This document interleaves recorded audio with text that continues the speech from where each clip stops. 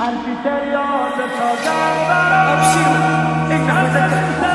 بشیرو اقتصادی نظر معابی معلومی اصلا آنم به تباره توی کف حق با مرتضا مساویه خیلی خیلی فقر تو بهشت و حابیه مادر از بنت حسن پدر ابو طالب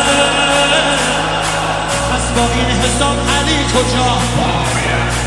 هرچی سریال بسازم براش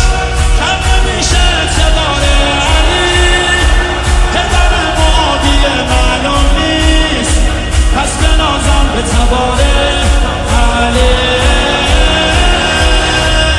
پسر یدالله پدر ابو طالب تمامی ایمان یک نفر ابو طالب علی که دنیا رو به لرز انداخته مقابلت من شد تا کمر ابو طالب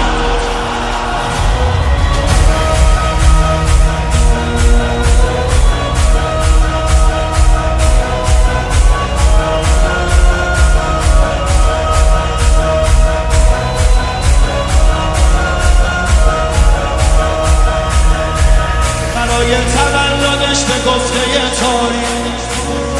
چند تا خونه بوده که به نقل رابیه خب اما کعبه جای میلاد علی بوده پس با این حساب علی کجا تو مقام مرتضی